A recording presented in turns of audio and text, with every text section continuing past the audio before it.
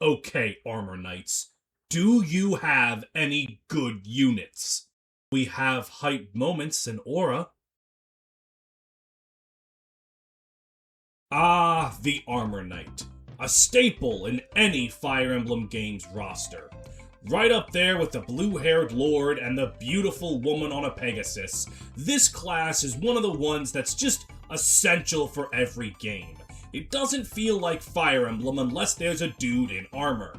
And while it is true that Fire Emblem didn't invent armor, that was invented by Dark Souls, it doesn't mean that the class isn't one of the most synonymous with the series. The Armor Knight's icon status is made really funny by the fact that most people in the fandom agree that the class is consistently one of the worst in every game that it's in, with Armor Knights often rounding out the F tier on most Fire Emblem tier lists. But how? How could a class as iconic as Armor Knight not be any good? Well, I'm here to tell you today. So join me as we look at Fire Emblem Armor Knights from the start of the series to now and see how the class and units have evolved over the course of the series. But before we get into it, I want to ask you guys to please like and comment on the video and consider subscribing to my channel. I know asking for that before a video really even begins is tacky, so I'm not asking, I'm threatening. If you don't like, comment, and subscribe, I'm going to make sure that the next time you try to open a can, the ring breaks off without actually opening the can, forcing you to mildly inconvenience yourself and get out your can opener. There is no meme. This is just a threat. Before we can get into Fire Emblem 1's Armor Knights, we need to lay down some ground rules to show you what this video's gonna be about. First, this is talking about the unit quality of Armor Knights throughout the series. And what defines a good unit depends on if someone's a low turn count player, a casual player, a ranked run player, an Iron Man player, so I'm gonna try to take all the different playstyles in account while I'm talking about the unit. Second of all, I am only counting Armor Knights that are recruited as part of the main story. Post-game unlockables like Murdoch and Fado will not be here. They kinda don't operate under the same rules as other units. Third of all, when we get to the point in the series to where reclassing is a thing, I'm going to start each game by talking about the class in an overall sense, and then talk about the units specifically as if you do not class change them out of their Armor Knight class. Because if you're clicking on a video about Armor Knights, you're probably not here to see people talk about Kenshi Knight Effie. That's its own thing. Though, if an Armor Knight has a particularly interesting reclass thing, I might mention it briefly. And lastly, this is a video covering dozens of units from over 30 years of video games. I might say something really stupid, I might get something a little bit wrong, so please have empathy. Or just call me a stupid poop nose and move on. I mean, honestly, it doesn't matter that much. Armor Knights in Fire Emblem 1 are a really well-designed class. They have low movement, but very high defense, being a very difficult wall to break through, and can deal out a lot of damage to things that can't kill them. You're going to want to make sure you know who has an Armor Slayer or who has a hammer to be able to deal with Armor Knights. They are very powerful if left unchecked and can deal massive damage to squishier units. Due to the overall lower numbers for stats and weapons in Fire Emblem 1, a lot of Armor Knights can really tank effectively. You'll deal very little damage even if you can double them with some of your stronger units if you're not dealing effective damage. And the modern solution to just use magic on them isn't quite as good in Fire Emblem 1, because outside of Merrick's Excalibur, magic is often not going to do that much damage or have that reliable of a hit rate, so armors can really stick around. Yeah, Armor Knights are a very good, well-designed class. For enemy units, they are very good as an enemy class. In the player's hands, they suffer a lot more. Because in Fire Emblem, and Fire Emblem 1 especially, you are very, very often trying to go from point A to point B. And a giant metal box is very good at stopping you from going somewhere. It's large, it's metal, and it's in the way. So for an enemy, it works as a very good blockade. But for the player, it's a lot weaker, because a giant metal box is not very good at going somewhere, because it's large, it's metal, and it's not moving very far. Now, that being said, Armor Knights are not entirely worthless. If you want to play at a slower pace, a lot of maps in Fire Emblem 1 have natural 1 or 2 tile wide choke points that you can put an Armor Knight or 2 in front of, and they'll hold that point, allowing enemies to come to you, and you can fight them back with both your Armor Knights and any unit you put behind them like an archer or a mage. The main problem with this strategy is Fire Emblem 1 has a lot of anti-turtling incentives. Things like thieves going to villages and burning them, or things like thieves going to chests and taking from them, or things like thieves having items you get when you kill them. Actually, it's just thieves. It's all thieves. But you can lose out on a lot of units and goodies because of these thieves, so playing slow is not optimal. But here's the thing, you don't need to be a completionist. You can be totally okay with missing out on a village or some chests in exchange for a very safe playstyle. It's the natural risk and reward. Armor Knights offer very little risk, but you don't get as big rewards, and whether or not you want to play like that is gonna come down to you as a player. So they have a very real purpose, it's just not a purpose for everyone. And there's one more Fire Emblem 1 specific quirk about Armor Knights in this game. They can't promote. Now I know what you might be thinking. Aren't Generals, the Armor Knights promotion in the rest of the franchise, in Fire Emblem 1? Yes, Generals are in Fire Emblem 1. In fact, you recruit one. But Knights cannot promote into them. They just aren't allowed. Because of this, the 4 Armor Knights you get in Fire Emblem 1 are stuck at unpromoted stats, which isn't the worst thing for most factors, but never increasing their base movement is a big problem. They're really going to struggle to keep up with you if you're playing at any pace that isn't a turtle. It's so weird because Generals are there. They're very clearly promoted Knights, but not according to the concepts of promotion for the player. As an added quirk, Knights are able to use lances and swords, while Generals can only use swords. But given that swords are the better weapon type anyway, that doesn't matter too much. Draug is the franchise's very first Armor Knight, and he sure is an Armor Knight. He boasts very high defense, being virtually invincible for the first several maps, but the longer the game goes on, the worse Draug is going to be. Not just because of his lack of promotion, but his stats are a little wonky. His defense for its base is pretty good, but his defense growth is abysmal. A strange trend with pretty much every Armor Knight in this game, actually. And though his speed and skill growths are actually pretty good, his speed and skill bases are so bad that he's never really going to be that fast. Because of this, he's kind of just okay at everything. And once his base defense no longer becomes good enough to tank, his usefulness is going to fall off. He is still really strong for the first few chapters, but if you want to use him long term, you're either going to have to get some really lucky level ups or get some stat boosters in him, and there are, frankly, just many units that are more deserving of stat boosters. Still, he is an Armor Knight, and there are a few points he can choke early on. So, yep, he is the Armor Knight of all time.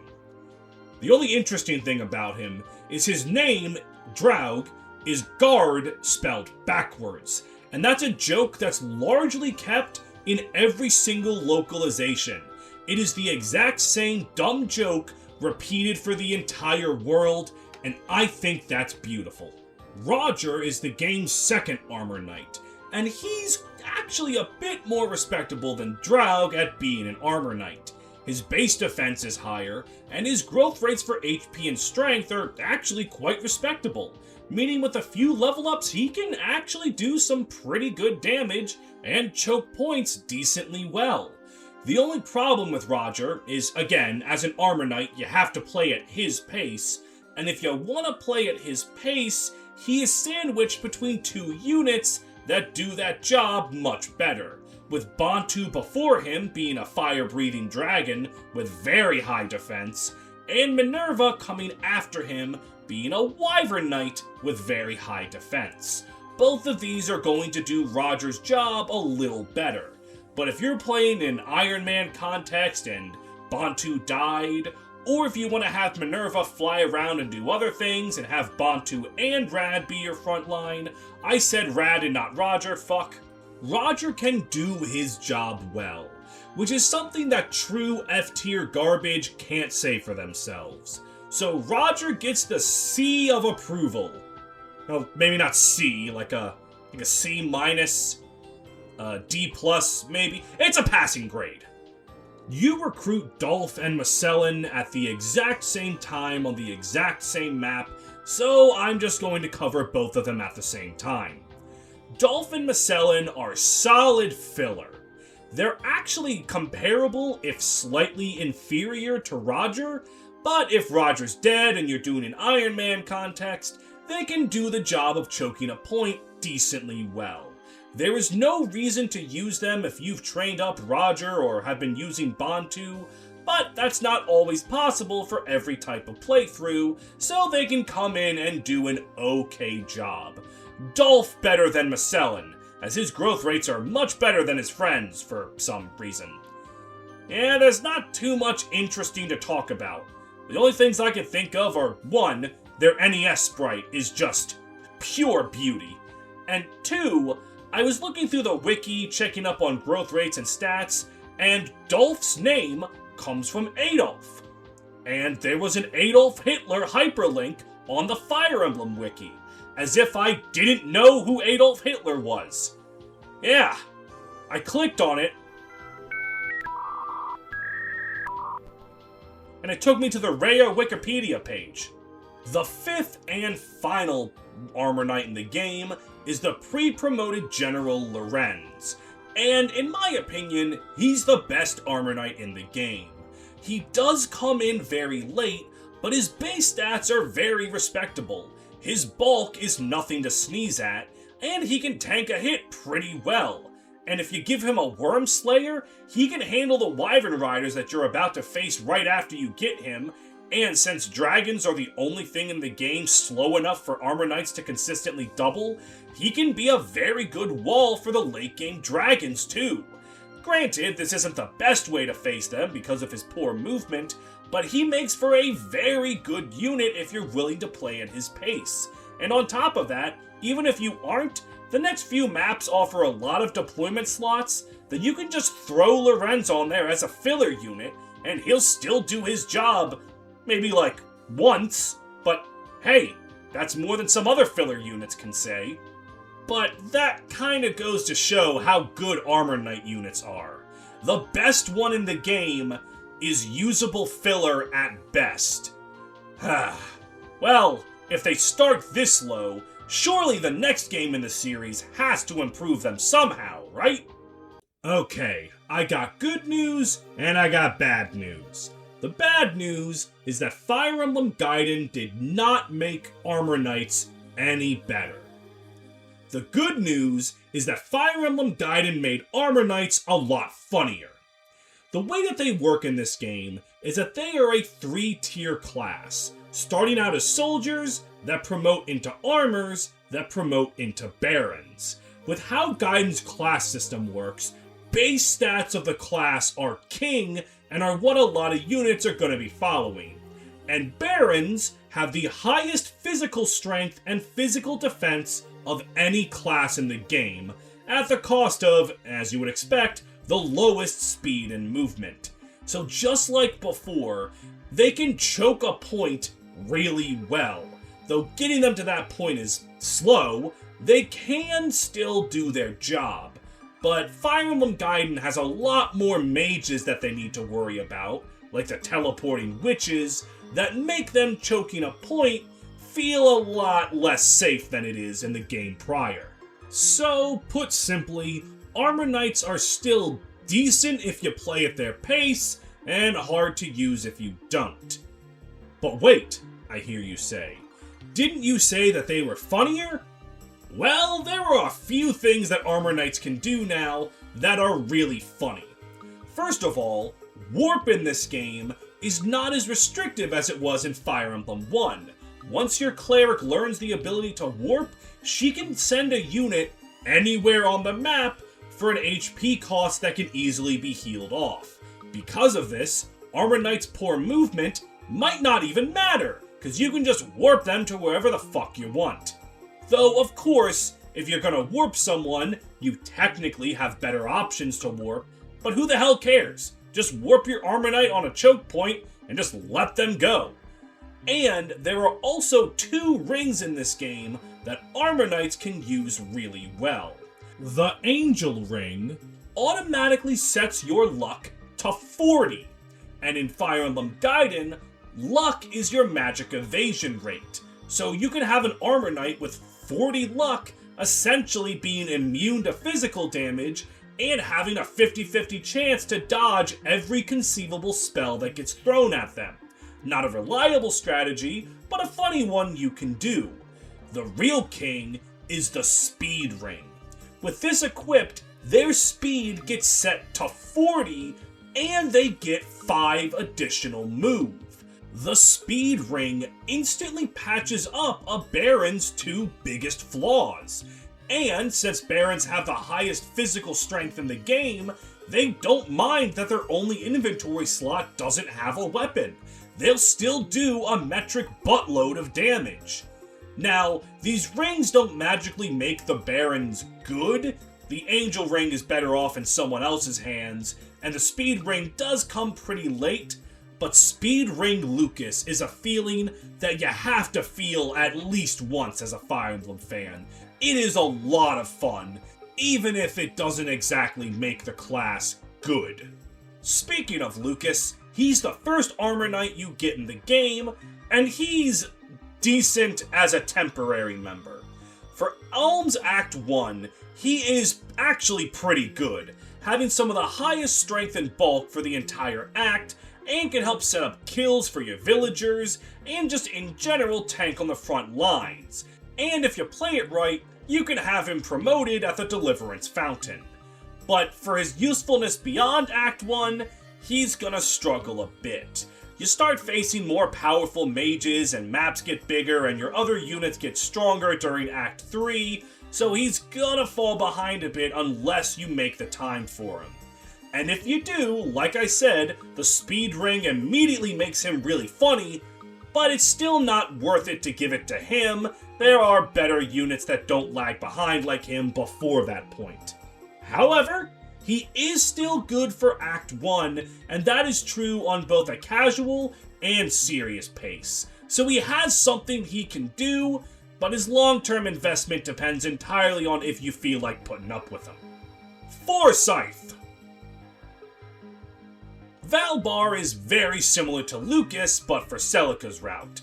As an Armor Knight, he is by far the bulkiest character in Celica's Act 2 army, as most of her units are squishy mages, Leon the archer, and Kamui and Saber can kind of take a hit, but Valbar is unquestionably going to be your best front line. Even beyond the boat maps of Act 2, he's still useful into Act 3, being able to be a strong front line to use before Paula and Katria can really get their level ups and become the winged monsters that we know them to be. But he does still fall off. Once you start getting to the swamps in Act 4, Valbar is just not gonna do anything. You also start facing some more mages, and he just cannot keep up. And even worse than Lucas, who at least has a speed ring to be funny, there's no speed ring on Celica's route, so Valbar is just going to fall into obscurity. He's still useful for the time that you got him though, and he'll play a part in every Gaiden playthrough. He just has a very definite shelf life. That being said, an interesting thing about him is he's on the cover of the game, and you might think to yourself, oh, well, a lot of Fire Emblem games have an ensemble on the cover. No, it's not like Fire Emblem 3 or Fire Emblem Awakening where the cover is a lot of characters. Fire Emblem 2's box art is Alm, Celica, and Valbar. He is not a main character. Why the fuck is he there? Okay, to seriously talk about Forsyth, he's bad. Like, really bad. He comes in at the end of Act 1 as a soldier that's likely to be way underleveled compared to Lucas. So he's already missed the entire early Act 1 where Lucas is at his best. He's going to be lagging behind, and witches are just gonna teleport and kill him. He's an active liability unless you really stop to grind for him, and he's just not gonna be as good as Lucas. I honestly do think he's the worst unit in the game, cause like, at least Atlas is unique as being a villager on Celica's route. At least Bowie is somewhat useful for the early parts of Act 2. Forsyth just has nothing interesting for a casual player, and nothing good for a serious player. He's just bad. Still though, 2 out of 3 good armor units isn't terrible, and by good I mean has a use at some point during the game. So yeah, Armor Knights in Gaiden are, they're there. You would never want to make your villager one, but you could. I don't know, maybe with Cliff's speed growth, he could be a kind of fast Armor Knight. Let's just move on to Fire Emblem 3. Moving on to Fire Emblem Mystery of the Emblem, Armor Knights themselves are changed very little. They can promote into generals now, which is very helpful in getting them good promotion gains, and they can no longer use swords, being a lance-locked class, which does kinda suck, but you can chuck a javelin. The main thing that's different is the world around them. Fire Emblem 3 introduces the dismounting mechanic, forcing mounted units like Paladins and Pegasus Knights to get off of their mount in indoor sections, meaning that, theoretically, units like Armor Knights can step up. They're no longer being outmoved. Except they still are. Dismounting doesn't make Armor Knights that much better, it makes heroes and snipers that much better. And on top of that, there were changes to how dragons work in this game, with their breath attacks now completely ignoring defense. And considering that there were a lot of dragons late game, Armor Knights go from one of the best ways to deal with them to one of the worst ways to deal with them, because you'd now prefer to try to dodge their breath outright, which isn't something Armor Knights do very well. But it is still possible to use Armor Knights. Those choke points still exist in both books, and if you're willing to slow down to their pace, Armor Knights can, once again, choke a point. And, as a bit of added spice, armor units are the only units capable of using lances indoors, because dismounted cavalry are forced into being sword units. So that's something. Unfortunately, that's only good if you'd want to use lances instead of swords, and outside of very specifically the Ultimate Lance Gradavis, swords are just better in pretty much every way. So, it's something. I'm not gonna go over the Book 1 Armor Knights in depth again. They all can do their jobs a little better now because of their promotion gains, but they're not that drastically changed. The only big difference is that Roger no longer exists, as he's one of the units that did not make it from Book 1 to Book 3, and in Book 2, not only does Roger still not come back, but Dolph, Macellan, and Lorenz are also no longer playable. Dolph and Macellan are probably just off doing knight things elsewhere, but Lorenz explodes, so it's kind of difficult for him to be playable. Skip it up and that up. So with all of that, there are only 2 Armor Knights in Fire Emblem 3 Book 2 to talk about. And first on the list, returning from Book 1 is Draug. And he does basically everything he did in Book 1, but a little better at it because he can promote now. He'll still choke points like you want him to, he can still work if you wait for him, but there are still some map objectives that make waiting for him a little less enticing. He is perfectly functional in the Armor Knight role, and with the Star Sphere and promotion gains, you can pretty easily get him to become a sturdy, strong frontline fighter. He's available from the first map of the game, and that always counts a lot for something. He doesn't have much value for efficient play, but for casual play, he is much better than his FE1 counterpart. A solid unit that can do the job well, if not very exciting. Now what is very exciting is the second Armor Knight, the pre-promoted General Sheena, who has a lot of neat things about her. First of all, her recruitment's very interesting, as you have to pay attention on her join map for all of her Knights of Gra that are trying to flee from you and not fight you.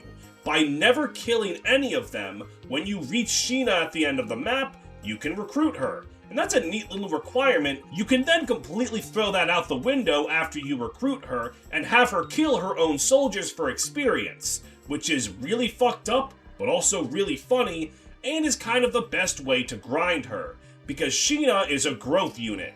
Her base stats are dog shit, but her growth rates are some of the best in the game. Add on the Star Sphere to increase them even more, and Sheena's gonna be increasing almost every stat, every level up. She's not good, but she's fun. It is very fun to build up this goddess on the battlefield who is slaying dragons in hot pink armor. It's fucking pink, bitch. The funny thing about Sheena, her artwork depicts her wielding an axe, even though that's never possible for her in Fire Emblem 3. I don't know why she's holding that weapon, she literally can't use it. Fire Emblem Heroes would collectively gaslight the fandom into thinking that she could, but she can't. So yeah, that's the showcase of Armor Knights in Fire Emblem 3. One unit that does the job, and another unit that's very fun for a specific group of people.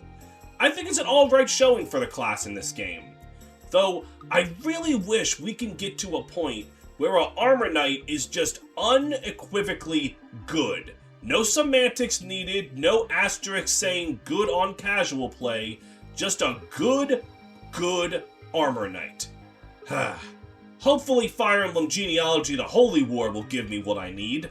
Fire Emblem Genealogy of the Holy War does not give me what I need. Armor Knights are arguably at their worst in the entire franchise in this game, with maps in Genealogy being so huge that you have to make massive concessions to get Armor Knights to work. Before, it was already a bit of a chore, but now it's often not even worth it, especially because there are so many units that just work better as frontline fighters than an Armor Knight. Especially with Cavalry in this game, getting the ability to use all of their leftover movement after doing anything, meaning that they can just keep going forward, and Armor Knights just don't have the movement to match. On top of that, you're only ever in charge of one Armor Knight at a time. You get one for the first generation, and one for the second. So it's a limited class, it's not that great to use, and there are some choke points in the maps where an Armor Knight could theoretically be useful, but they're just not common enough, and an Armor Knight is never the best idea to wall them. Armor Knights seem to exist to defend your castles, as an enemy, if no units defending a castle, will completely destroy it, blocking off a place for you to enter the arena, buy items, etc., but your castles are so rarely in danger, and as if to spit in the mouth of Armor Knights, the few maps where your castle is in danger, like Chapter 7 and 8, you don't have an Armor Knight at the time. You don't get one until Chapter 9 in the 2nd generation, and by that point, you have maybe one castle that can potentially be in danger. It's just not a mechanic that's used enough for an Armor Knight to feel justified in existence. It's really rough out there for them, but it gets worse, because now I don't even think they're well-designed enemies, because in Genealogy of the Holy War, enemy generals have a skill called Pavice, and what it does is it takes their level as a percentage chance to just ignore an attack. Given that generals have to be level 20 bare minimum, every general just has a 20% chance to not get hit by something. There's no counterplay. There's no strategy you can do. You have to just attack them and go, is this 100% accurate attack actually going to hit?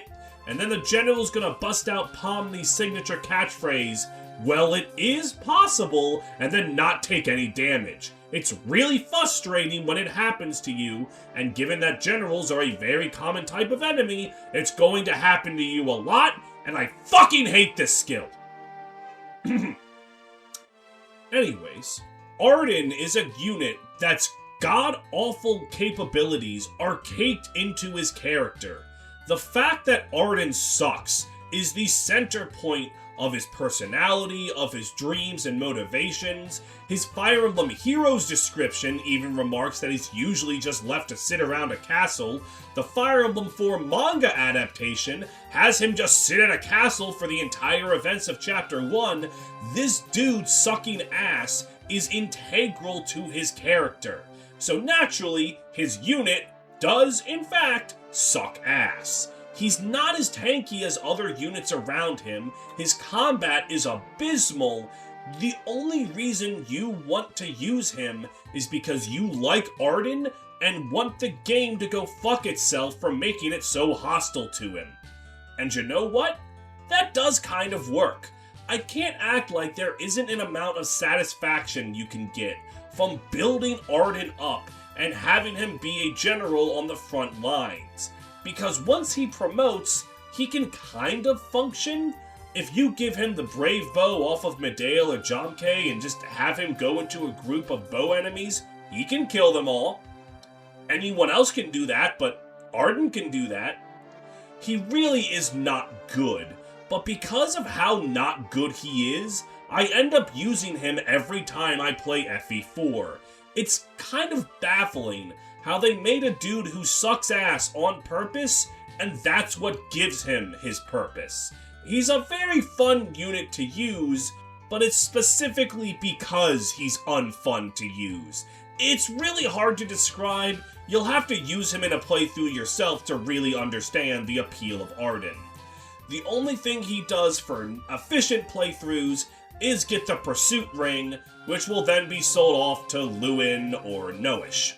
Technically speaking, Arden can actually use the Pursuit Ring to double enemies pretty consistently, because he uses swords, and a lot of enemies uses lances and axes that dip them into negative attack speed, but even still, he's not going to be doing that much damage. At least, not without tools that can be given to other units to do that job better. We have purposely trained him wrong, as a joke. Hannibal is Gen 2's Armor Knight, and he starts as a general, so he can function better than Arden, but he comes really late into Gen 2. In fact, he's the final recruit of Gen 2, and outside of very specifically right after he joins with the Wyvern Knights going after your castles, there's just not a lot for him to do. You can slow down and put him on the front lines, and maybe he'll do something, but in Gen 2 of Genealogy, your units are often bred to be killing machines.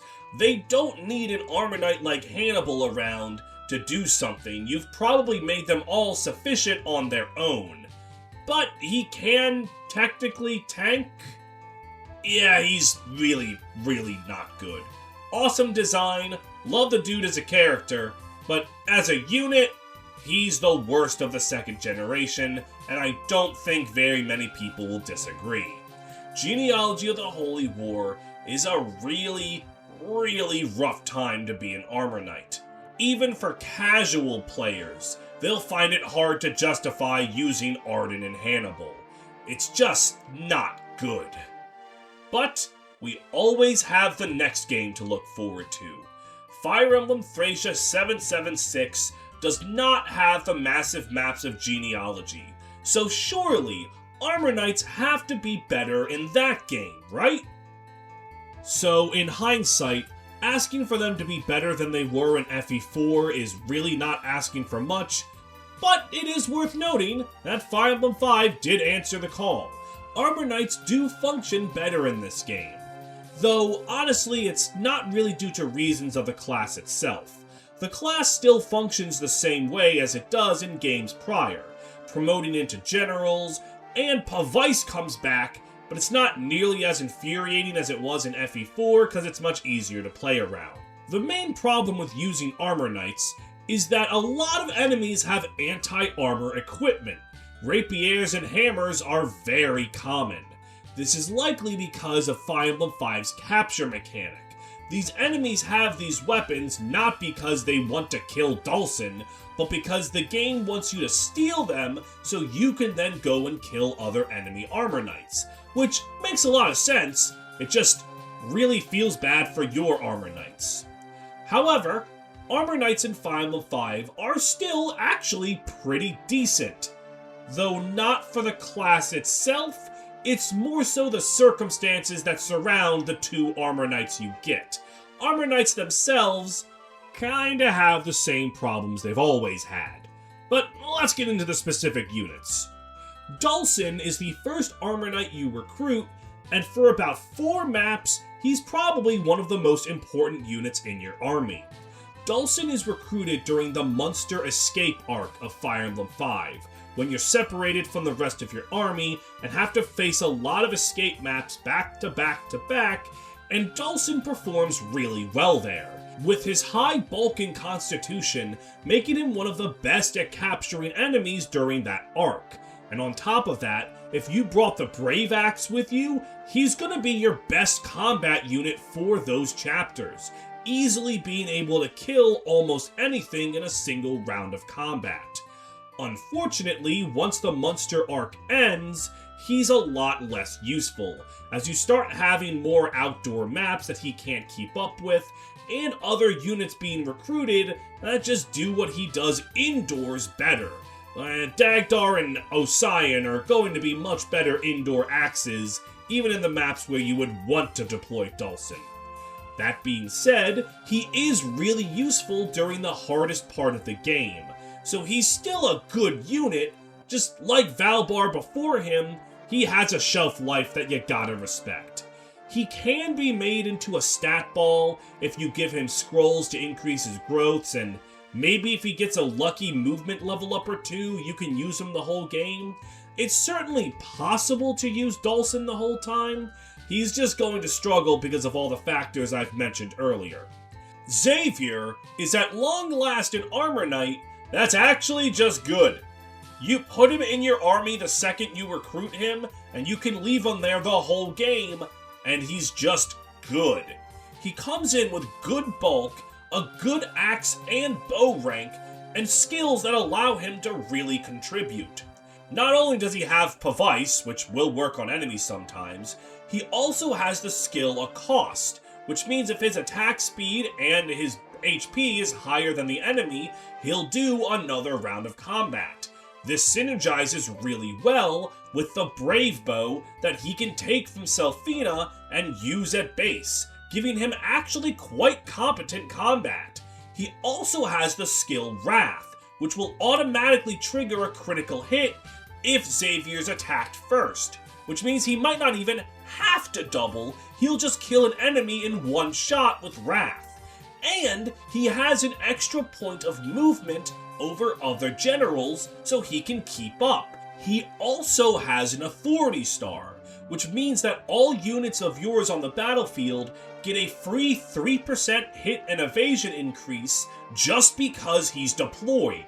He doesn't even have to be near them or doing anything. Xavier's only weaknesses are his poor magic, which does mean that mages are going to tear through him, and he joins very late into the game. He's a great inclusion while he's there, but he's just not there for very long. And on top of that, he has the dumbest recruitment in the entire franchise. It is a well-documented mess that Xavier's recruitment is annoying, long, and tedious. It requires green units doing things that you want them to do without you being able to control them. It requires finagling enemy units to act in a way that you want. It's long, it's convoluted. I literally made an entire video dedicated to the concept of just not dealing with it and letting Xavier die, even though he's an amazing unit. Xavier's dogshit recruitment aside, Armor Knights are decent in Fire Emblem 5.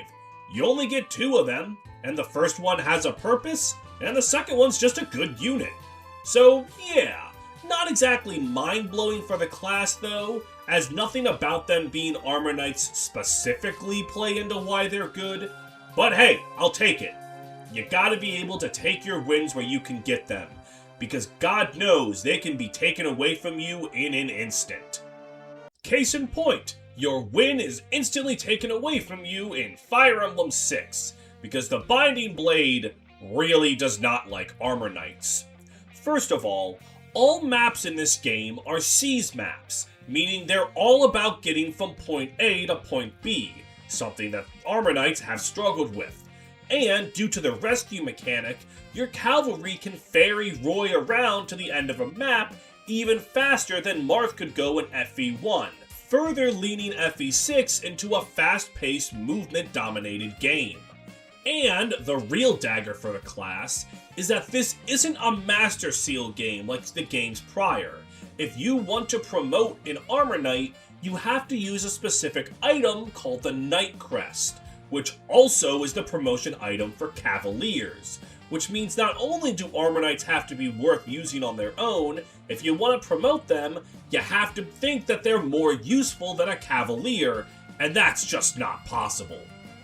But if you want to play at a casual pace, Armor Knights have some things going for them. Their promotion gains are very good, offering a great power spike for them if they're falling behind, and on normal difficulty, enemy damage is often low enough that you can still have them work. They can go out to the middle of a bunch of enemies and not die, on normal mode. On hard mode, things become a lot harder to justify, even at a casual pace, because, well, let's just get to Boars.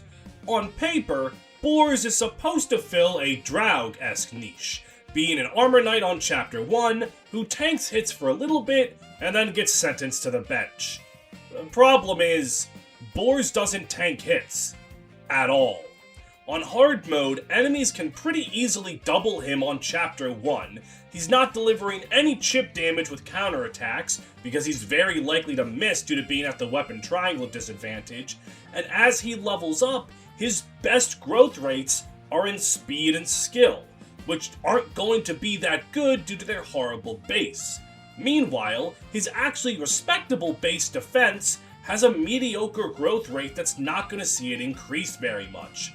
He does have good HP, so he can still take hits, and general promotion gains can make him quite strong, but it's just not worth it. If you really like Armor Knights and want to show Boars some blind favoritism, you can make him work, again, especially on normal mode, but the harder the game is, the worse he is. He's a tank that can't tank. A sad existence of Boars. The only thing impressive about him is his chin, which is pretty impressive. Barth is a little better, I think. Maybe not. Barth is actually built like an Armor Knight, with a perfect 100% HP growth and monstrous strength and defense growths, meaning that once he gets some level ups behind his belt, he's going to be able to tank really well and counterattack for pretty good damage, even if he can't double. The problem is actually getting him to a usable point. His base stats aren't abysmal, but they certainly need a few level ups with his good growth rates to get going. And right after you get Barth, you go to the very axe-dominant Western Isles, which his lance is going to be at a constant disadvantage in, and he's going to struggle to hit anything. So with that, you'd want to instantly promote him, which you can do since the Night Crest is on his join map, but if you do that, you're robbing him of level ups to actually get really tanky. So instead, he's only going to be kind of tanky, and that's going to hurt him in the long run. So he both wants to level up a bunch and wants to instantly promote, so he kind of just struggles. However, even on hard mode, if you want to give him some time, experience, and kills, he can function as a pretty solid offensive wall. It's just you gotta be willing to baby him a bit. However, the bar is so low that can be a good armor knight if given favoritism is actually something the other two armor knights don't reach, so Barth has that going for him. He also has a very, very annoying HP stat. As I said earlier, it has a 100% growth, but with his base HP and promotion gains and starting level, if you level him up to 20, promote him, and then level him up to the level cap again, he will always be 1 HP away from the cap. This doesn't matter whatsoever, it's just always bothered me. Wendy. Wendy. Often considered not just the worst unit in Fire Emblem 6, but also one of the worst units in the entire franchise. 30 years of video games, and this woman is bottom of the barrel, and I can't defend her. Her base stats are comparable to Boar's, except she shows up 8 chapters later. She also shows up at the same time as Barth, just to look even worse, and you might be thinking, oh well, maybe it's a Sheena situation, where she has really good growths, except she doesn't. Her growth rates are, once again, comparable to Boar's. She's just not good. She's not even satisfying to train up because you're getting someone who's still not good. She is a god-awful unit and contributes basically nothing on both a casual and serious pace. Even as Iron Man filler, she does not contribute at all. If someone dies and Wendy is my only option to deploy, you're better off just going into battle with one less unit deployed. It's really, really rough out here for Wendy. The only saving grace, this isn't even a saving grace, is that the 3 armor knights in Fire Emblem 6 can combine for a triangle attack, meaning that if you position 2 armor knights adjacent to an enemy and then attack with the 3rd armor knight, it's a guaranteed crit. This is really, really bad. Even with Pegasus Knights, the triangle attack was more a cool novelty than an actual strategy, so with armor knights that are slow, have poor movement, and can't position very easily, the only value the armor knight triangle attack will give you is a video from 15 years ago of Barth killing himself with a devil axe, which...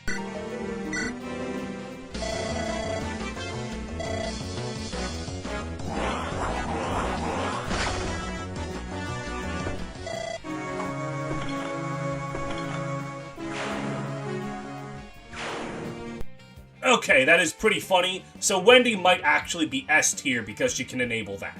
The 4th and final armor knight of Fire Emblem 6 is Douglas, and thankfully, he follows in the footsteps of Lorenz and Xavier a lot more than other armor knights. He has solid bulk at base, has great weapon ranks, and can function as a wall for the back end of the game.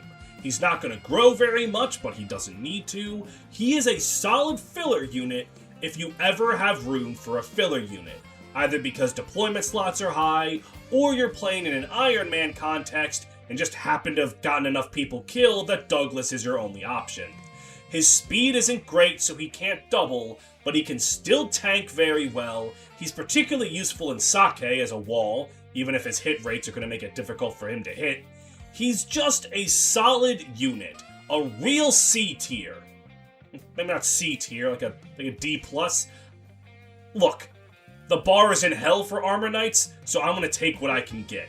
Douglas is perfectly functional, which means that he is by far better than his competition in this game. Yet again, another entry where Armor Knights are really weak. I'm just gonna give up, honestly. Fire Emblem 7 can't possibly have good Armor Knights at this point.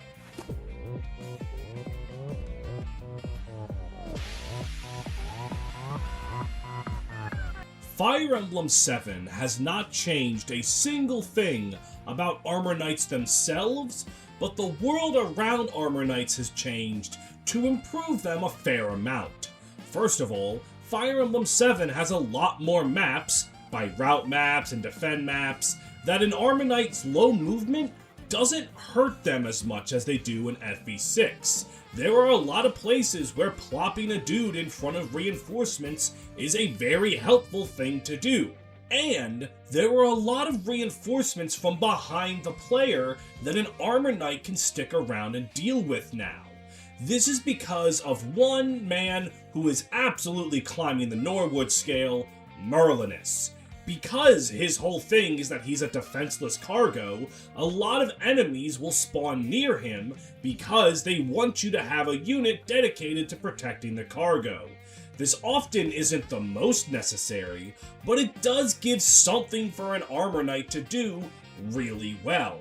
While some of the late game maps do start to get big, it's not so big that Armor Knights still feel useless. You can use them the entire game, and they'll contribute in a big way. For example, Oswin. Probably one of the top 3 Armor Knights in the entire franchise, Oswin is very strong. His base level of 9 in the second map of the game is ridiculous. His defense is so high that even on hard mode, nothing can even scratch him. He is very powerful, very bulky, and he stays that way for quite some time. And his magical resistance isn't even that bad. He's a phenomenal frontline fighter. And depending on whether or not you've done Lin mode beforehand, you can actually spare him a Night Crest without feeling like you're missing out on too much. And at that point, Oswin is a beast. Because enemies in Fire Emblem 7 do not understand that if they can't damage something, they shouldn't hit it. It is very easy to have the entire map try to attack Oswin even though he doesn't give a shit. And it's very, very fun to do that. He makes so many maps easy just because he's that strong. Oswin is just a phenomenal unit. S tier on a casual run, and even on more serious runs, he's still up there with some of the best in the game. Just truly a fantastic showing for the Armor Knight class. On the flip side, Wallace sure does exist. Wallace is a character that already leaves a bad taste in a lot of players' mouths, because he's the tutorial for how promotion works, and he forcefully uses the Knight's Crest he comes with, when a lot of players would rather give that to Kent or Sane, given that they're the characters that have been in Lin mode since nearly the start, and the player has bonded with far more than the bald man who just showed up out of nowhere. When he uses the Night Crest at the end of Lin mode, he is virtually, if not literally, invincible for the game's last 2 maps. His defense is just too high for anything to really hurt him. But when he comes back in the main game proper, he's going to be very underpowered. His defense is still going to be decent, but his offensive capabilities are just not that great. He's not going to deal as much damage as he wants, though he does have a good lance rank. He doesn't have the stats around him enough to use it as well as you would like. That being said, his bulk is still respectable, so if you want to deploy him, he can work, or if you're playing an Iron Man, and you've lost enough units that Wallace is your best option, he's not gonna be useless. He just doesn't have the phenomenal early game that Oswin does. And right before him, you got Hawkeye, who is so bulky he might as well spiritually be an armor knight. Simply put, Wallace is underwhelming.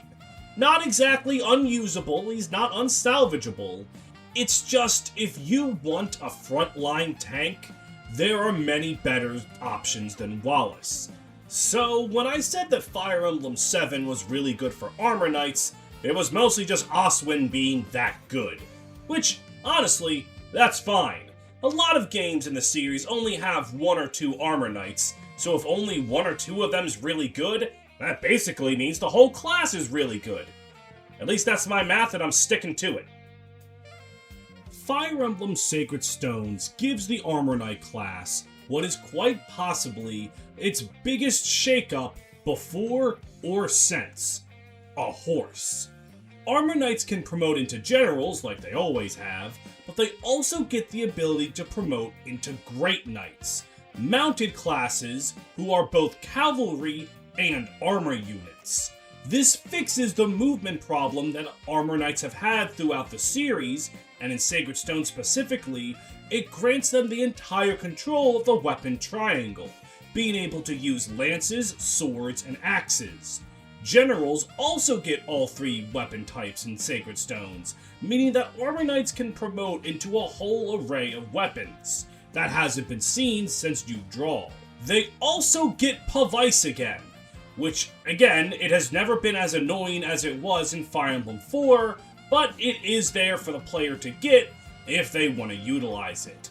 The only downside is Sacred Stones hasn't quite realized that Great Knights should probably have cavalry-based movement, because despite being on horseback, Great Knights have a move of 6, the same thing heroes, sages, and promoted infantry have. This still makes it a lot easier for them to keep up, but it's kind of disheartening to have a horse unit not move like a horse unit. And, not to mention the fact that the addition of the Great Knight class was such a good idea for Armor Knights that after Sacred Stones introduced it, the next 4 games in the series wouldn't have it. So, yeah. Still, the Great Knight class does a lot for helping Armor Knights be usable towards the end of the game. So with that being said, we can go to our first of 2 Armor Knights in this game, Gilliam. Gilliam is definitely a step back from Oswin, as his stats are much worse at base, and though his growth rates are respectable, he is gonna struggle to reach them, and it's hard to justify giving him a Knight crest over Franz or Kyle or Ford. That being said, if you want to use him, his growth rates are still quite respectable. His join time is literally Chapter 1, so you have him for virtually the entire game. And Great Knight will help him run around at the end of it. He is genuinely a good unit if you want to use him, but using him requires you to make some concessions, as with every other Armor Knight in this series, except the aforementioned Oswin. If you enjoy watching an Armor Knight grow strong, Gilliam will perfectly scratch your itch. It's just that, with the lower difficulty of enemies in Sacred Stones, a frontline tank is not needed that much. Your regular combat units are probably going to be bulky enough to handle the zombies Sacred Stones throws at them. But still, usable when trained is a benchmark that a surprisingly high amount of Fire Emblem units don't reach, so Gilliam at least has that going for him. Duessel is the game's lone other Armor Knight, and you could argue whether or not he should be considered an armor unit or a cavalry unit. I just think, with his stat line, he spiritually feels a lot more like an Armor Knight, so I'm just going to count him as one.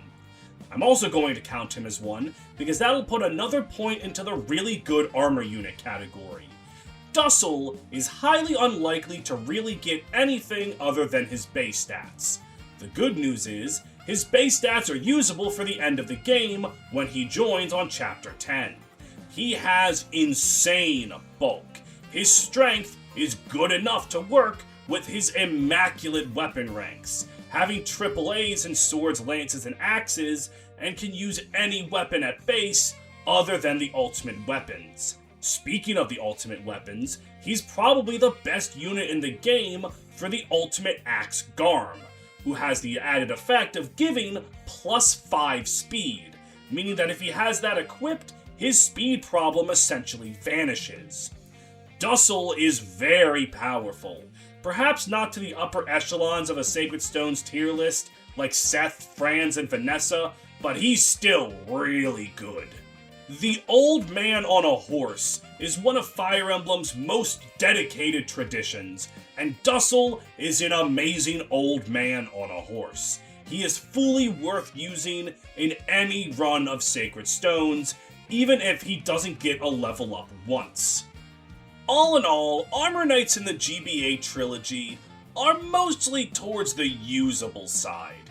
Yes, Wendy is terrible, yes, Bors is terrible, but there are a lot of them that if you really want, you can make them work. And in Oswin's case, he works just fine out the gate with no investment. It's definitely a step in the right direction for the class after Genealogy of the Holy War, but it still isn't quite the best that they can be.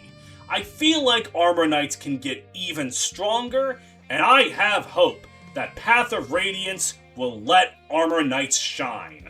Okay, I have amazing news. All 3 of the Armor Knights in Fire Emblem Path of Radiance are functional units. That's right, guys. We've got a whole slew of dudes who are completely adequate. Yeah, come on, let's bask it all in. The job of an Armor Knight is actually pretty useful in Fire Emblem 9 as well, as hard mode enemies are quite tanky, so having something that they can crash into, like an Armor Knight, and then take some damage on enemy phase for someone else to finish them off on player phase, is a actually useful job, so Armor Knights can really function in this game.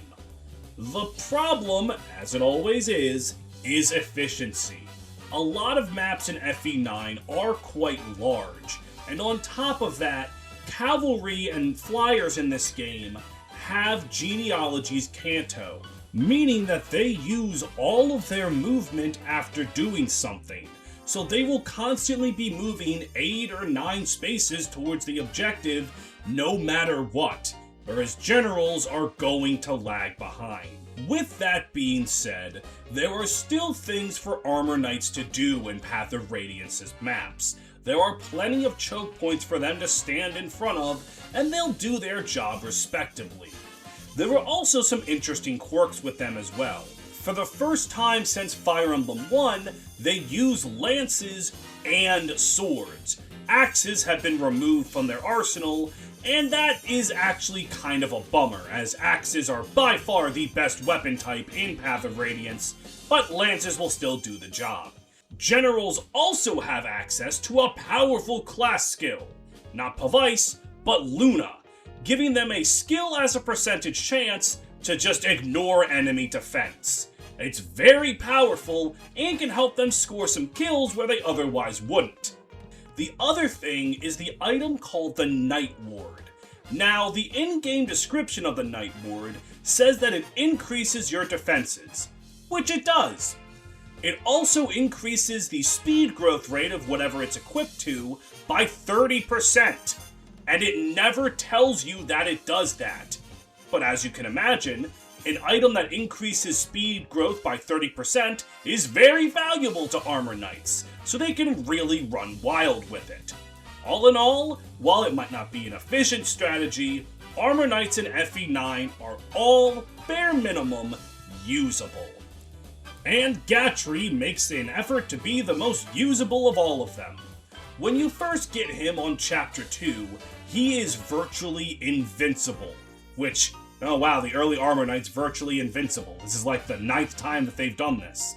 But what makes Gatrie interesting is with his really good defense growth rate, he kinda stays invincible for most, if not all, of the game.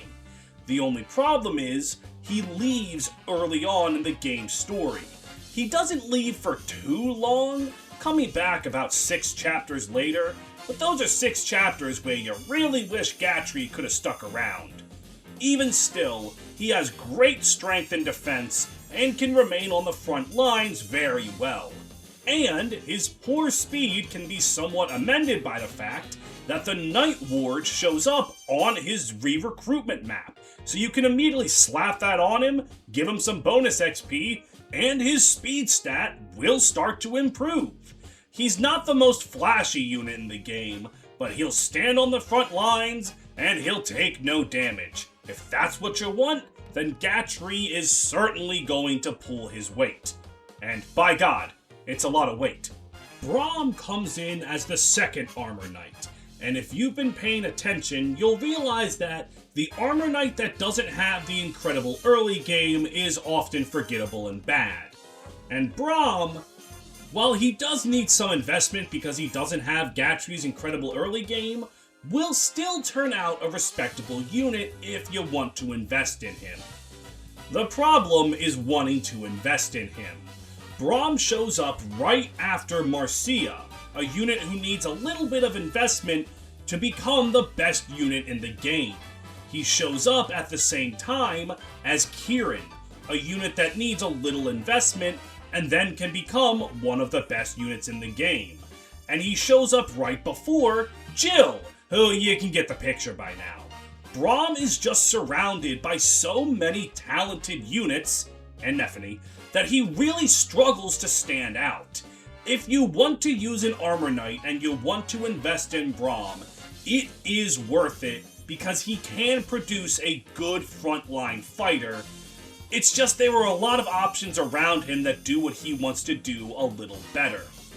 Pro tip, if you really want to use Brom, it might be worth not deploying him immediately because you'll get the Night Ward a few maps after he shows up, so you can equip that to him and then farm him up with bonus experience. That should make his speed respectable, and his bulk is always good. Still though, he is perfectly usable. If you're doing an Iron Man and you need a good frontline fighter, Brom can definitely grow into one. They just really set him up for failure with when you recruited him. If he showed up like a map or two earlier, he'd be a bit better. Lastly, way after Brom, you get the final Armor Knight, Tauroneo, and he is a perfectly satisfiable filler unit. He can tank pretty well, though if you've trained Gatrie or Brom, they're going to be better than him. But if you didn't, he's there. He can work really well in an Iron Man context, and if you're not doing that, he does have the incredible award of Clash has way too many goddamn deployment slots, so fuck it. Why not let one of them be Tauroneo?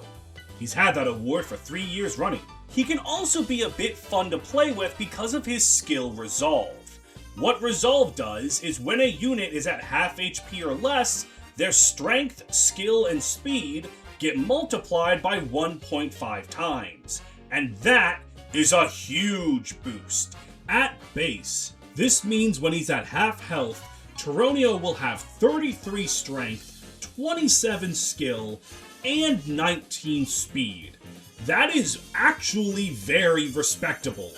And if you level up his speed once or twice more, he can really start to wreck things on his own.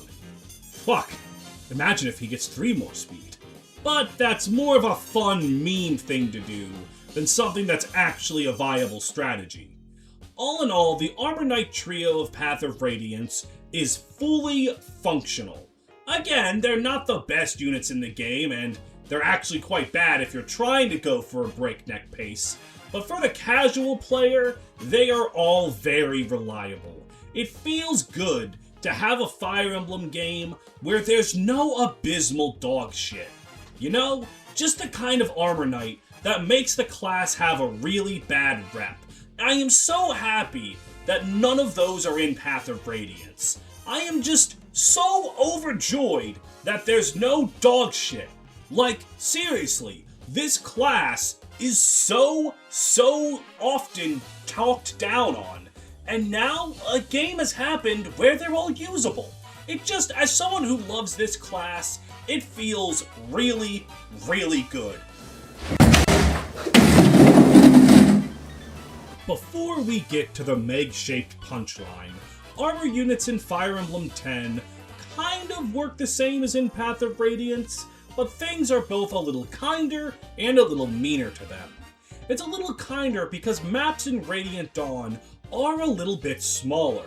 There's more for an Armor Knight to do that isn't impeded by their movement, so they can be a tank pretty well, at least better than in Path of Radiance. The problem starts to show with how Radiant Dawn handles stat caps. In Radiant Dawn, there's not 2 tiers of class. There's tier 1 that promotes into 2 that promotes into 3, much like in Gaiden. But unlike Gaiden, Radiant Dawn really cares about the caps of stats on classes. A lot of units are very likely to reach the maximum number a stat can possibly be, so what that maximum number is really matters. For generals and their 3rd tier class marshal, the speed cap is a big problem. They are literally incapable of doubling endgame enemies, no matter how good their speed stat is. So generals often do not make it to the end of the game. But on the flip side, just because they're not useful in the last 5 chapters, doesn't mean that they aren't very useful in the 30 chapters it takes to get there. And all 3 of the returning Armor Knights from Path of Radiance are good in Radiant Dawn. In fact, all 3 of them are better than they were in Path of Radiance. Unfortunately, there's a new unit that we need to talk about before we can get to them. Remember how a while ago I said that Wendy was considered the worst unit in the franchise? Well, right up there with her, or down there with her, is Meg, who I think is even worse than Wendy. Meg is an Armor Knight with a speed, luck, and resistance focus. That is really bad. Remember the stat cap thing I was talking about earlier? Meg hits her speed cap very quickly, and it's not high enough to double many things. She's struggling to do any damage because her strength is poor, and she's struggling to tank any hits because her defense is poor. Meg just utterly fails at what an Armor Knight wants to do, and it's a goddamn shame because I fully believe if Meg were just a regular Armor Knight with an emphasis on strength and defense, I think she would have been pretty good. The Dawn Brigade desperately wants units that can take a hit, and if Meg could take a hit for the Part 1 maps and then the Part 3 maps, then maybe with bonus XP you could fix her speed rather than trying to fix her strength and defense, it would honestly make her, I don't know if it would make her good, but it would at least make her usable. Alright, just theory craft with me. We take her 65% speed growth and her 35% strength growth, swap them. Take her 75% luck growth and her 35% defense growth, swap them. From there, you take her base stats, take 3 out of speed and put it in defense, and then take 3 out of luck and put it into strength, and then take all 5 of her resistance and put it in HP. And then maybe with this, she can be something? I don't know. I just wish Meg was good. I was looking around on different forums trying to see if anyone had a use for her, and her greatest contribution is being able to shove Soth around one space. That's all she's got. The only reason you would seriously invest in using Meg is if you want to take a little girl, build her up, and have her kill God. And I will say, the trope of a little girl being a killing machine is always funny. So Meg does have a niche for a certain kind of player, and I can't act like I haven't taken Meg to the end game at least once in my life. And it was kind of funny, but it's only funny because she's so bad. But hey, that worked for Arden, it can work for Meg too, I guess. Tauroneo is a weird-ass unit to rate, because due to his availability, Tauroneo is really only usable in 4 maps in the entire game. But, lucky for him, he is very powerful, if not the most powerful, unit you can have on those 4 maps. And on top of that, there are 4 maps where you really want Tauroneo around. He's basically a rental, much like other Armor Knights, and he is a very good rental, having amazing bulk, good strength, good enough speed, and he's a defensive unit in maps where you want defensive units. Him being able to choke points in Part 3 is an incredible contribution, but that's really all he's around for. So how do you rank him? Saying that he's a C-tier unit doesn't feel right when he does so much important stuff for you when you can use him, but saying he's B or A tier also doesn't feel right because he really isn't around that long. It's just Radiant Dawn is weird to tier, and a lot of tier lists in Radiant Dawn are contentious for that reason, so I'm just gonna say Tauroneo is a good out of 10. You'll want to use him in the maps where you're forced to use him, but once he's no longer mandatory, you can drop him without feeling too bad about it. He helps the Dawn Brigade when they need him most, and I think that matters for something. If Tauroneo was hard to rank, the Black Knight is even harder, because he is such an enigma of a unit. Alright, let's discuss the positives. Positive 1. He is literally invincible. Okay, solid start. He shows up towards the very end of Part 1, and in his Join chapter, it's essentially a playable cutscene. There's no real strategy to that map, you just have the Black Knight go around and kill everything. It is literally made for him to aura farm. That is the point of the map, so he's literally required to beat that one map. Without the Black Knight, the game is impossible. But then after that, things get weird again. He's available on the final map of Part 1, where he is once again invincible and can clear the entire map by himself. You are robbing other units of experience, but it's the Dawn Brigade and everyone sucks ass, so who cares? In fact, he's so invincible in the endgame of Part 1 that there's unused dialogue for if you would actually get him killed somehow, and Micaiah is almost insulting the player for getting him killed. It's kinda hilarious. He shows up again for one map in Part 3, where he is still invincible, but he shows up towards the end of the map and spawns at your starting position, meaning that he's never really going to actually contribute on that map, unless you specifically wait for him.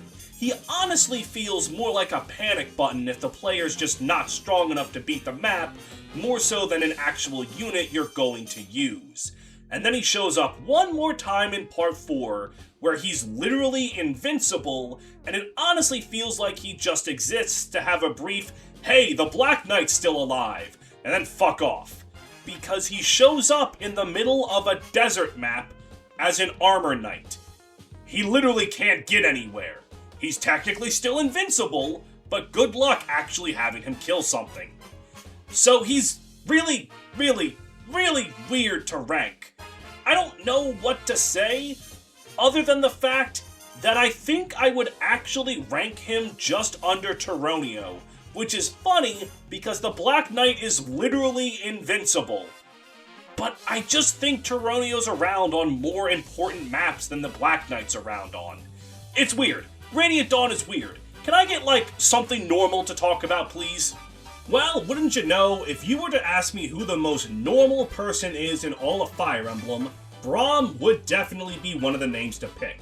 And he is, thankfully, an easy unit to talk about. Brom shows up early on in Part 2, and in Part 2, he is a very good unit. He's got good bulk, Disarm is a funny skill that can let him luck out into some good items alongside Heather, and he's generally just very helpful. Soaking up hits on the front lines, doing some tanking in Alencia's Gambit, if you don't one-turn it with Alencia and Har, he's outright good. No asterisk needed. And unlike a lot of other units in this game, his availability's pretty good, because he joins the Grail Mercenaries early into Part 3, where he's once again good. This time with an asterisk. and that asterisk being if you train him.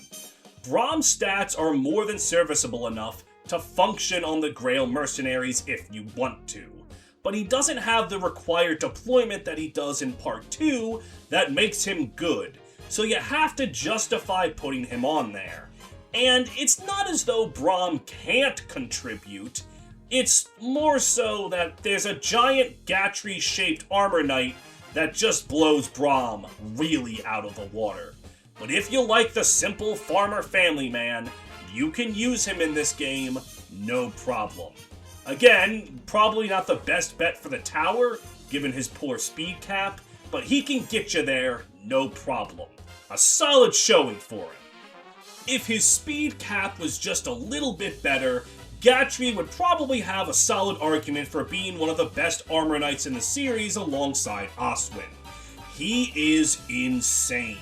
His bulk, as you would imagine, is incredible, but even beyond that, his combat can be really good too, because, for whatever reason, in Radiant Dawn, he has a 60% speed growth.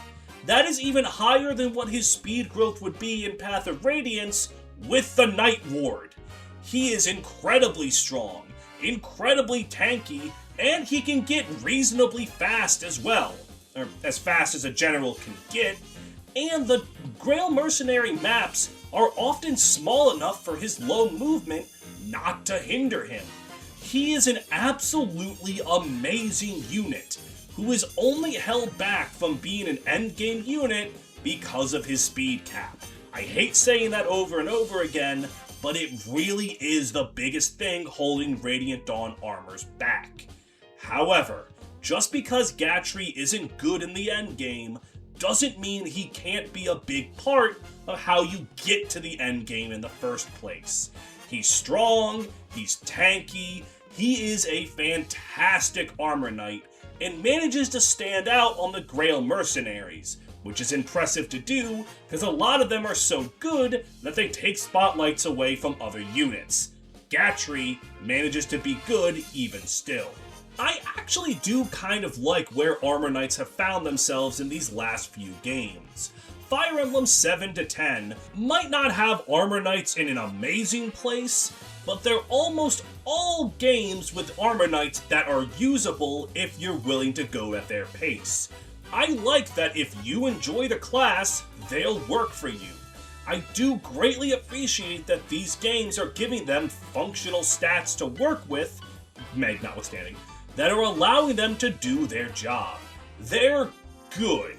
And honestly, I think good, given how they used to be, is good enough. I really think that if you get LTCs or efficiency runs out of the brain and just play Fire Emblem, you'll find that the armor knights of the last 4 entries I talked about will do a good job for you. Shadow Dragon is an interesting game to talk about with the context of armor knights, because due to the incredibly high power level of the higher difficulties in Shadow Dragon, an armor knight is very helpful to have around. Very few allies can tank a hit from the merciless enemies in this game. You really do want a beefcake on the front lines that can soak up damage, weaken enemies for your other units. It's a very valuable job. That being said, you do not want any of the armor knights in the game. Draug, Dolph, Macellan, Roger, and Lorenz are just not good. Their base defense is not enough to survive, and their growth rates and stats across the board are just not enough. But wait, I can hear you say. I thought you said armor knights were good. Armor knight is good. You see, Shadow Dragon introduced reclassing, allowing any unit to become another class, and it is here that Sedgar really shines. Turning him into a general is one of the oldest but most effective strategies in the Shadow Dragon fandom. He gets 110% defense growth, 180% HP, and everything else is really good. The base bulk of a general, as early as you get Sedgar, is ridiculous. He is a fantastic unit and single-handedly kind of makes Shadow Dragon possible. Okay, that might be a bit too strong of a glaze. In fact, higher level strategies in Shadow Dragon don't even use generals, but for us common folk, it is a godsend that he exists and can tank on the front lines. So, yeah. So, all of the units normally belonging to the class are bad, at least bad as Armor Knights. Draug can be pretty decent if you reclass them. But Sedgar is absolutely amazing as an Armor Knight. So is this a good game for the class or a bad game for the class? It's a game for the class, and that's enough. The only other thing to note is that Shadow Dragon did add one, count it one, new Armor Knight to Arcanea, so we can go over him briefly. Horace is one of my favorite characters in all of Arcanea. I feel like Shadow Dragon's writing staff really understood what makes Arcanea good, and Horace plays into all of its themes in all the right ways. You might have been able to tell by the fact that I started talking about his character and not his unit quality, that his unit quality is pretty bad. If you're playing on normal mode, he might do enough, but that's really all he can do. Enough on the lowest possible difficulties. He's also a Gaiden recruit, which means you have to kill off a lot of your army just to get to him. So, yeah. He's not really that fun to talk about. He kinda just shows up, is C, D tier filler, and then you move on with your life. Yeah, Armor Knights in this game are hard carried by how good Sedgar is when you reclass him into one. Though you could also do Wolf, but he's better as a hero. So yeah, all hail General Sedgar. Fire Emblem New Mystery of the Emblem keeps up with the much stronger enemies of Shadow Dragon, but gives Armor Knights a bit more to work with. Namely, the growth rates across the board for the Armor Knights are vastly improved from Shadow Dragon, meaning that, while they're as inefficient as ever, if you stop to train them up, they will be able to wall decently well, even on the higher difficulties, though the higher the difficulty, the more effort you're going to have to put into it.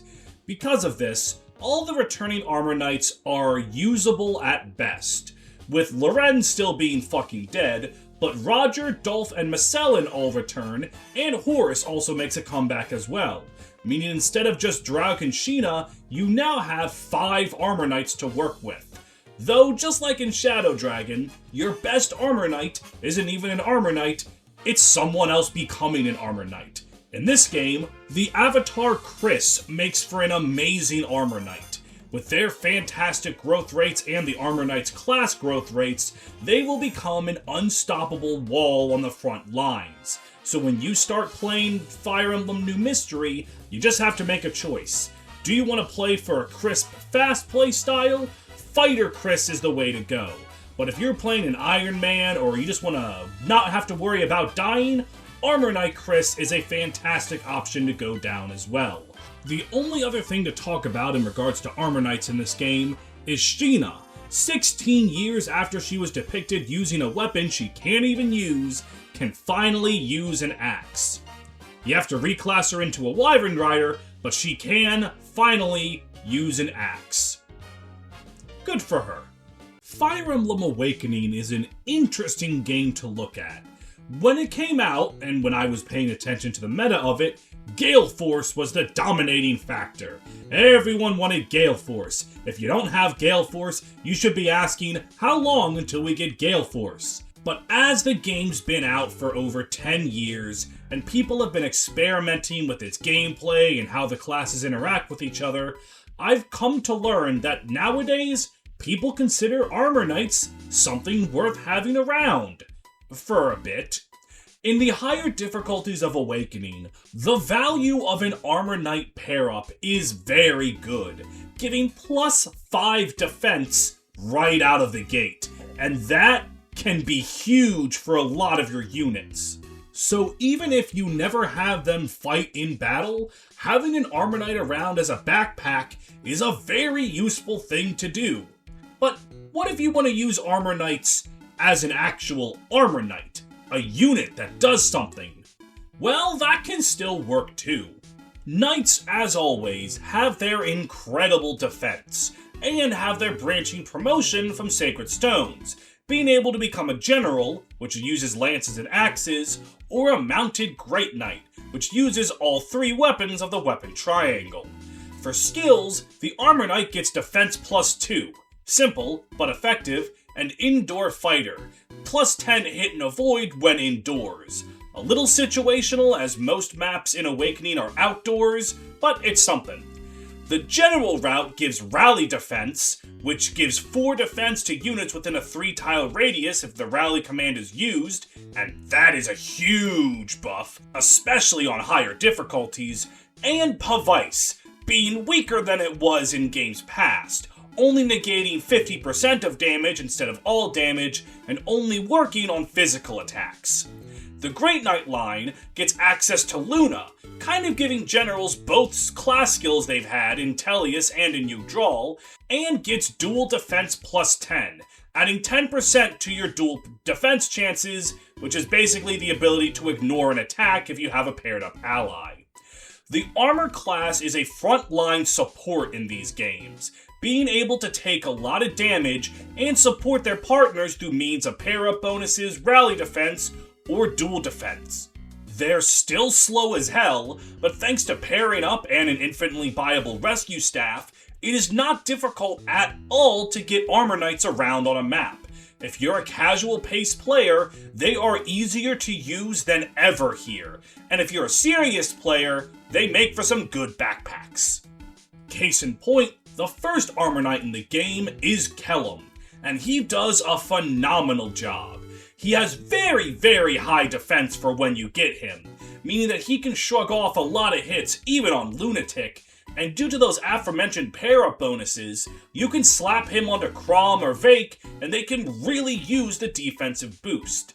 While it's true that Frederick can also do this, doing it with Kellam leaves Frederick open to do something other than be a backpack, and given how important he is in Lunatic's early game, that's a big boon.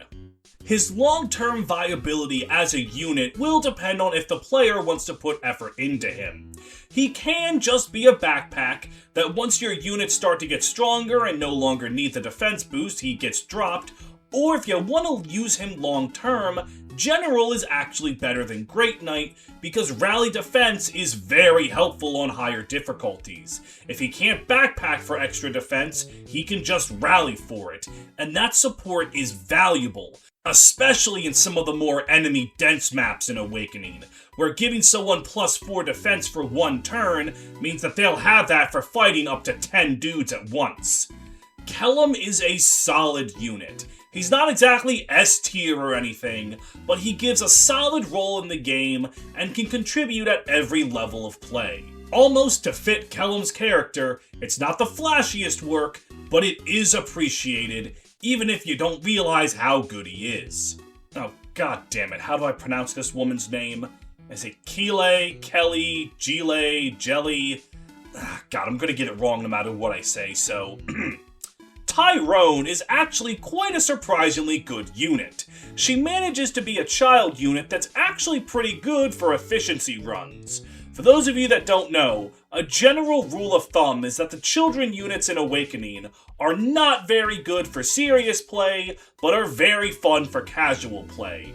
And as you would imagine, she can actually be very good in casual play, but for efficiency's sake, she might just surprise you as well.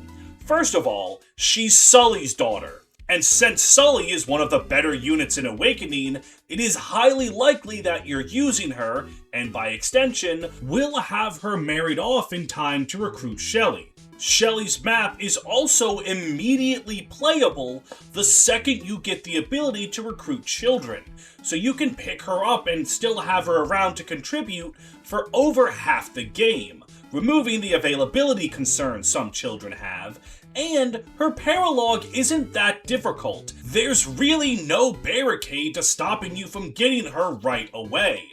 And since she comes in at level 10, and you can easily master seal her at that point, you can get her right to general, and then right to rally defense, And because she's a child unit with good growth rates, she can immediately play a big part in your army. She isn't perfect, she is also somewhat father-reliant, but she can actually contribute pretty well for both casual and serious play. She's a solid unit to consider whenever you're wanting to fire up Fire Emblem Awakening. Simply put, though neither of the units are necessarily game-breaking, they're just helpful. And honestly, that's all you would want a frontline tank to be. Helpful. I quite like how Armor Knights are in Fire Emblem Awakening. And if you're wondering, I didn't cover Frederick because his skills clearly indicate that he came from a Cavalier into Great Knight, not Armor Knight into Great Knight. Same with Gunter in Fire Emblem Fates. That's why neither of them will be in this video. I just figured I would say that because I'm sure someone in the comments would go, Frederick is a Great Knight, and they wouldn't be wrong, but I know what I'm doing. Remember, I've never been wrong about anything. Ever. You know, it's amazing. You are 100% wrong. I mean, nothing you've said has been right. Given that Fire Emblem Fates' gameplay is just a more finely tuned Awakening, shouldn't that mean that, because Armor Knights have good purpose in Awakening, they have good purpose in Fates too? Well, kind of. Let's just get into discussing what's changed and what stayed the same between Awakening and Fates. What stayed the same is the general class structure. Armor Knights are lance-wielding units that promote into either Great Knights or Generals, with Great Knights having swords, lances, and axes, and Generals having lances and axes. And each class has also kept one of their skills. Knights still have Defense +2, Generals still have Pavice, and Great Knights still have Luna. What's different is that each class has a new second skill, and I think they're upgrades all across the board. Knights now get natural cover instead of indoor fighter, which reduces damage they take by 3 whenever they're on terrain with an effect. And given that terrains with effects are kind of where you want to put a defensive unit, it's just a natural synergy with what they want to do. Great Knights get Armored Blow, which increases their defense by 10 when they initiate an attack, making them virtually invincible to physical damage, and if you're doing some reclassing, slapping that onto an offensive player phase unit like a Swordsmaster can give them bulk where they really need it. And lastly, Generals get the fun one, Wary Fighter, a skill that prevents both the armor unit and the enemy from ever doubling, which, given that Generals often have bad speed, can essentially mitigate their biggest weakness. And on top of that, if the General happens to be leveling speed really nicely, you can just take Wary Fighter off. It's a very good skill. While losing Rally Defense to the Wyvern Lord class does hurt, Wary Fighter is an amazing skill that I think more than makes up for it. So if all Fates has done is give them better skills, why aren't they as good as they were in Awakening? Well, because, as I've said a few times, the world around Armor Knights is really harsh to them. Not for movement-related reasons, like in a lot of other games. No, enemy skills just have a lot of things that fuck over Armor Knights. Fate's enemies have a lot of debuffs, either from shurikens or from skills like Seal Strength and Defense. This can mean that after getting attacked once, an Armor Knight's all of a sudden not going to be able to counterattack very well or tank very well. And things like Poisonous Strike, that deals % health damage, kind of mitigates any defense that a general can have. And on top of that, there's skills like Lunge, that can force an Armor Knight out of a chokehold position and leave them either vulnerable to being attacked, or leaving whatever they were covering vulnerable to attack. It's just a lot of things in this game do not like Armor Knights. And if an Armor Knight ever does get strong enough to tank even with all that nonsense, Fire Emblem Fates AI will realize that they can't damage a unit and they'll ignore them. So a lot of generals can be on the front lines, just never getting attacked. Though that can be useful in its own way. But even with all of that, there are still maps and there are still Armor Knights that can do their job, even on Lunatic. This is more so a testament to the quality of balance that Fates has in Conquest, but you can still choke a point effectively. It might not be very quick and efficient, But again, that's kind of the MO for Armor Knights. They can definitely work in Fire Emblem Fates, but it's just gonna take a bit more work than it is in other games. As for the units themselves, Armor Knights are considered a Norian class, so they're only available naturally on Conquest and Revelations. If you want to get one in Birthright, you're gonna have to do some reclassing. The first Armor Knight in Conquest is Effie, and she is, like honestly a lot of early game Armor Knights, pretty good. With very good bulk in a game that needs someone to take a hit, Effie does an amazing job. Her personal skill is also a rich get richer kind of thing. If she has 5 more strength than her opponent, she does even more damage, which can lead to her outright one-shotting a lot of enemies, even on higher difficulties. Her tanking's good, her offense is good, and her speed actually isn't that terrible, even for Armor Knight standards. The main problem is the longer the game goes on, the harder it is to justify keeping Effie as an Armor Knight in higher level play. Maps get more difficult for her to move around in, enemies start to have a lot of those skills I mentioned earlier that make Armor Knights hard, and Xander's existence kind of just invalidates Armor Knights because he is also really tanky and just can be placed on the front lines.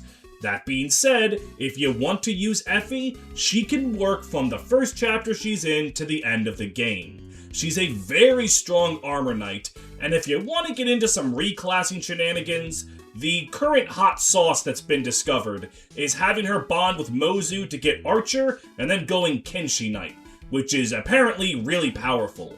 I've never done it myself, but the idea of Effie flying into enemies on a Pegasus sounds really fucking cool, so I'm sure it's actually really good. Benny is the second Armor Knight you get, and he's often considered one of the worst units in Fire Emblem Conquest, and I can't act like he isn't. But remember how I said that because of how well Conquest is balanced, even a class as shitted on as Armor Knights can still function? Benny's the same way. He's the worst unit in the game, however, he's still fully functional in what he wants to do. His defense is monstrous. His personal skill lowers the evasion of enemies that he's near, which synergizes naturally well, being on the front lines as an Armor Knight. With his ridiculous defense, and the fact that he comes in at level 15 on the same map where you get a Master Seal, you can promote him to General immediately, and he will be bulky enough for the entire game. It's just he has to contend with all of the problems Armor Knights contend with, and his speed is genuinely abysmal. You have to go General for Wary Fighter. If you go Great Knight, he's just going to get doubled by everything. And Benny's strength is actually quite low. He kind of needs effective damage from the Beast Killer or some other type of weapon to deal good damage. But speaking of the Beast Killer, there is one thing that Benny does objectively well for any playthrough. In the Kitsune map, which is considered one of the most annoying in all of Conquest, Benny can kind of just solo it. You go into it with just Corrin and Benny, pair up and have Benny kill them all with the Beast Killer. He's not the only one that can do that, but he by far requires the least amount of effort to get him to do that. He will be killing so many foxes that even Wolf is going to look at him and go, "Whoa, slow down, friend." But yeah, outside of one map where he's actually a secret tech, he's not that great for an efficient playthrough. But a casual one, he can choke a motherfucking point. Well, if Benny's considered the worst unit in the game, his son, Ignatius, is in the running right there with him. The first problem is that he's Benny's son, which carries the opportunity cost of using Benny. But if you do that, Ignatius also has problems of just all the problems Armor Knights have and not a lot with him to make up for it.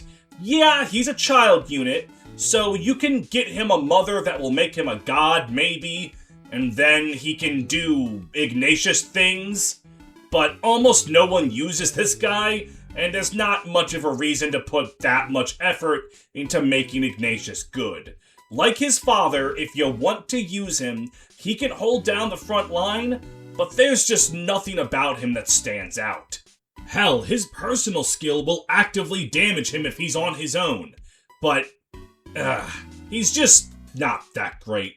I like the guy, but he's got nothing going on.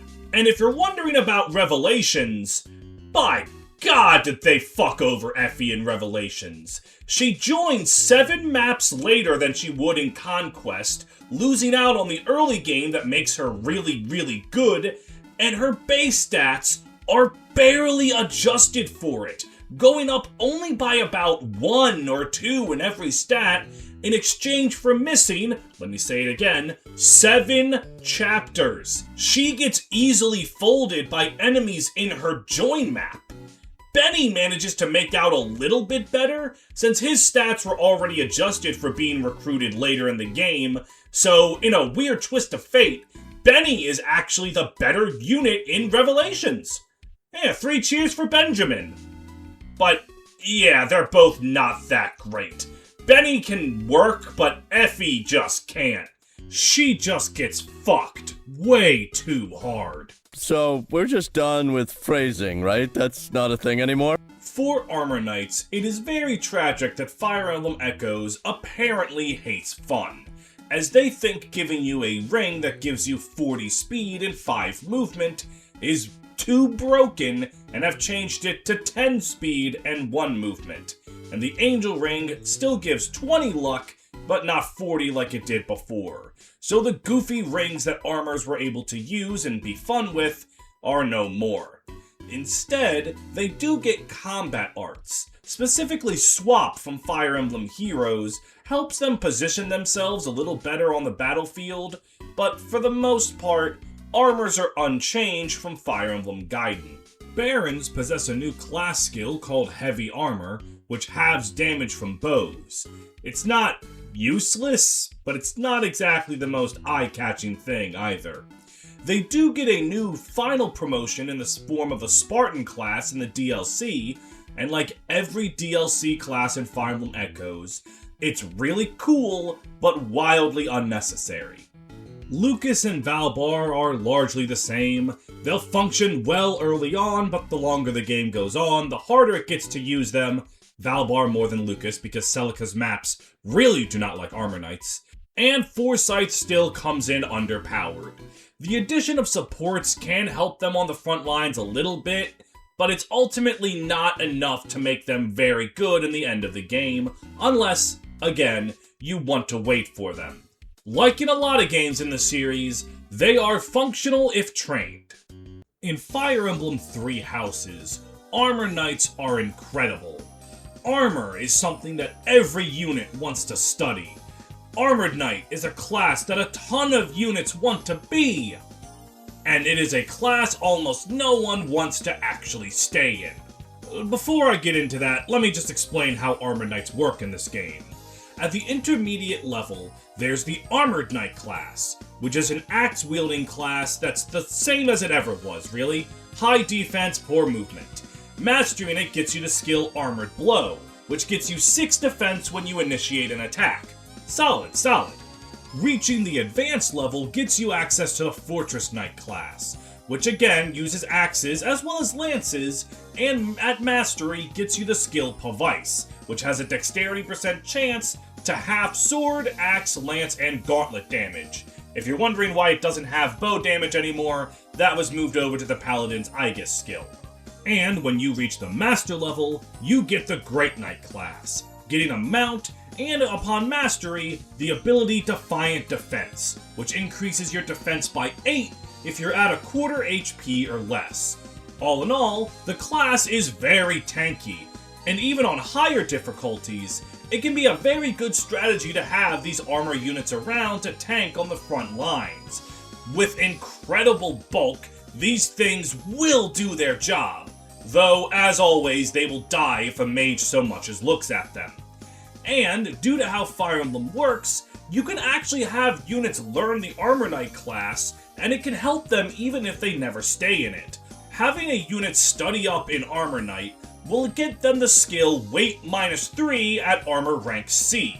Weapon weight is quite difficult to deduct in Fire Emblem Three Houses naturally, needing 5 strength to deduct 1 point of weight, so Weight -3 very frequently is just going to read, give this unit 3 more attack speed, and that is a very significant change.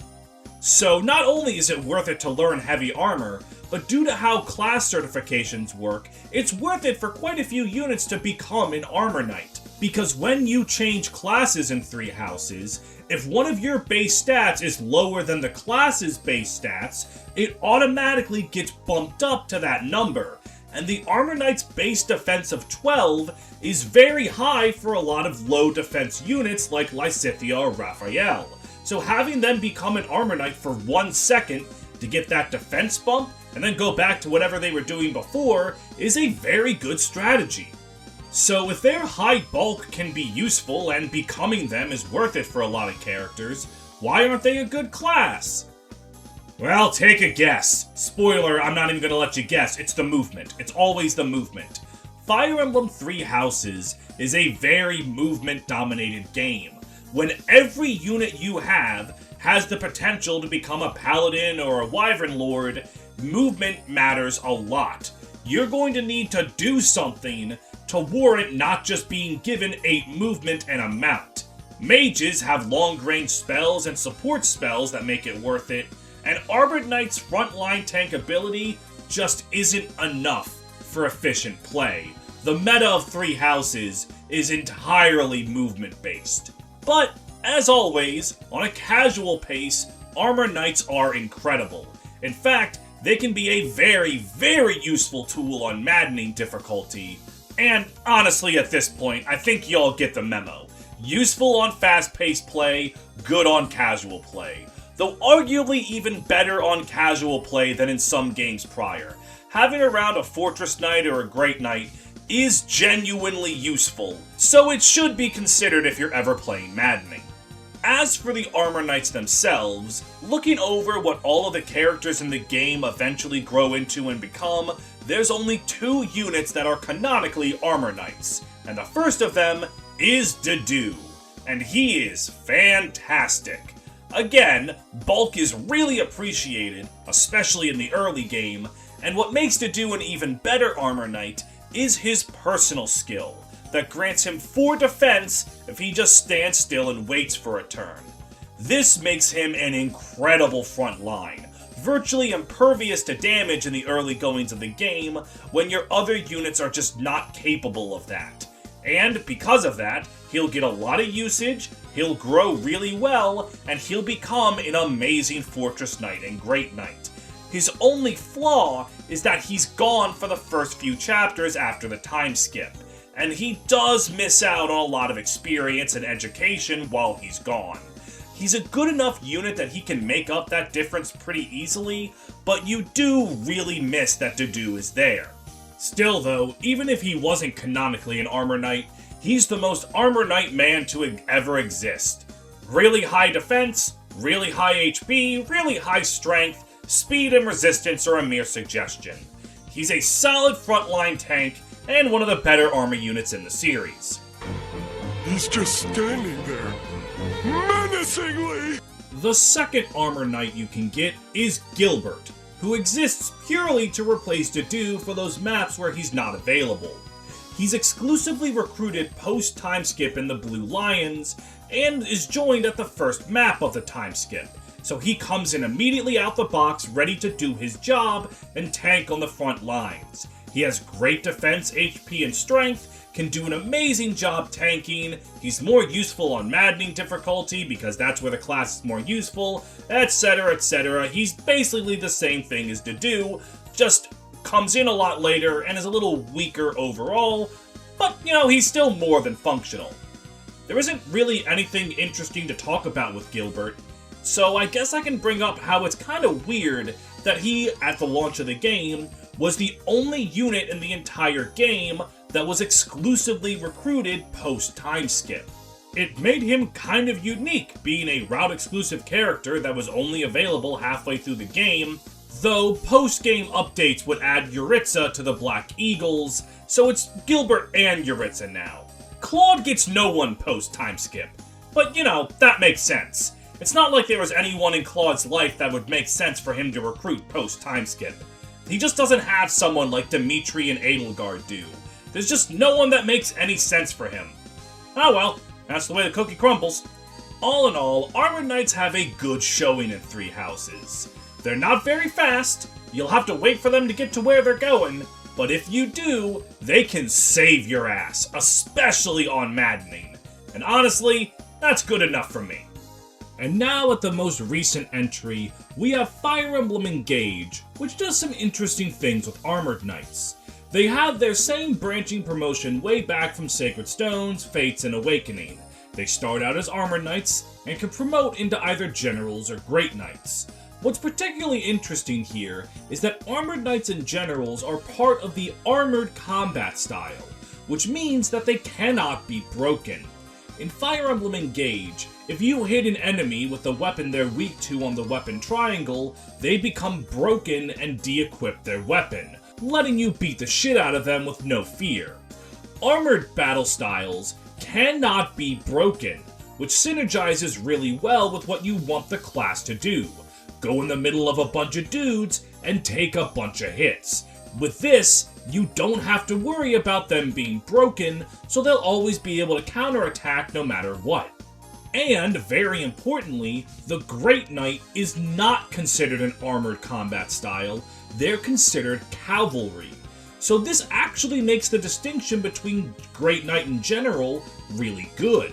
Do you want the movement, or do you want the safety of being unbreakable? Similar to whether or not you want Wary Fighter in Fates, it makes General versus Great Knight a tough decision that's actually going to matter depending on the player. And Armor Knight's poor movement can be mitigated by Sigurd.